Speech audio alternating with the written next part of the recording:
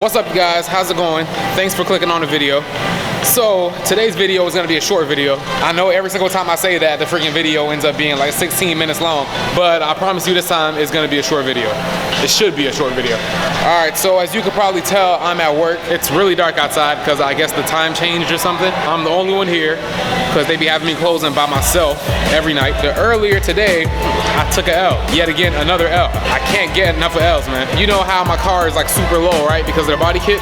Some of you guys were telling me to raise it. Some of my friends were telling me to raise it. My parents were telling me to raise it. But I left it the way it is. Earlier today when I was pulling into my house, if you guys watch my videos, you guys know that usually I always park in the grass. So my grass is kind of cut high. I mean, it's not cut high, but it's kind of high. It's not super high, but compared to how low my car is, the grass is high. So yeah, while I was pulling in, I guess the bumper got caught in something and then it kind of cracked a little bit, right? I know some of you guys like, I knew it, Bobby, you're such a dumbass, right? But yeah, man, it cracked, but it's not as bad as you think it is. It cracked in the little, I don't know what to call this, so I'm gonna show you guys. Y'all see that? Yeah, this thing sucks. But it's not as bad as, you know, I mean, it's not bad. It's not that bad. It's fixable. But it's like, man, I just got the kit, and because I was being hard-headed and, you know, wanted to live that low life, shout out to Future, at least it, you know, wasn't a big-ass crack like, you know, right here or something like that, you know? At least it was just, you know, up here, and this is going to be under the hood anyways, so, you know, it's not that bad. But then after I took that L, I was like, I'm just going to give in to peer pressure, and I'm going to raise my shit, all right? And that's what I've been doing since I got to work. I was all bummed out because I didn't get it on video while I was raising it. But luckily, I didn't raise the rear enough, so I have to do that again. So that's why this video started. Right now, this is what the front looking like. You know, I raised it a little bit. It's like the fender meets the tire like right here, but the tire actually starts like right up there. So, you know, it's not, I'm not, you know, rolling like a monster truck, but, you know, it's not low either. I thought I raised the back just enough, but I was off. The back still tucks quite a bit, and it just makes the car sit weird. You guys really can't tell from the camera, but trust me, it just looks weird. It just looks off. So I'm trying to get this to the point where it meets at the top of the tire, you know, so it can look somewhat symmetrical. I don't know if that's the word for it, but I mean somewhat even. I don't know, one of them things.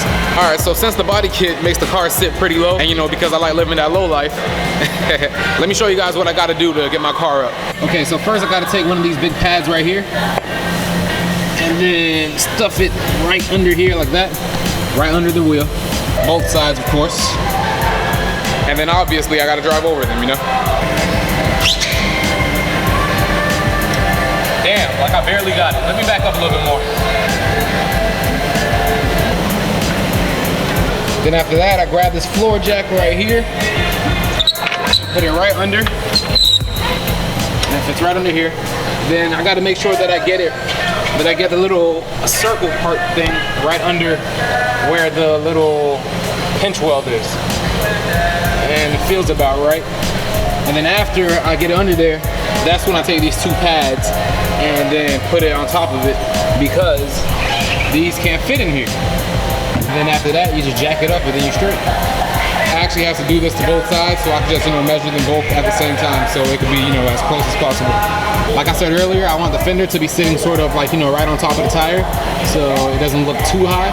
All right, so what I've been using to adjust the coilovers is this little measuring tape right here. And of course, the little tool, the little wrench thing that comes with, you know, almost every set of coilovers. Now, this one isn't the one that came with these set of coilovers. These are actually from my, I think they're called D2 Racing coilovers, the ones that I had on my hatch. And I left it here at work, and yeah, I kind of forgot about it. And it really comes in handy because the ones that came with these set of coilovers, they're in the box at home. I'm pretty sure all you guys know how this works. You gotta first, you know, take your measurement with your little, you know, tape measure or, you know, ruler or whatever. See where you want it to be at, and then you adjust it with the wrench. And then you just do the same thing for the other side until you get it where you want it to be. And yeah, man, just hope for the best.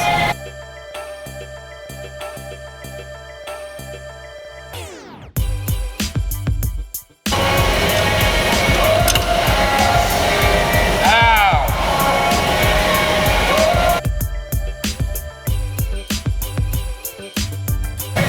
right, so then after you're done turning these things right here, there's this lock nut. It moved up, so all you do is just spin it down.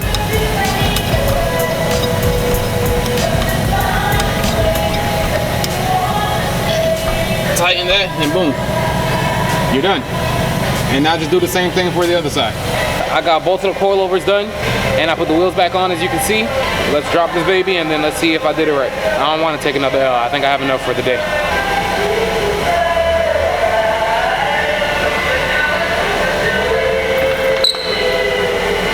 And it is a success.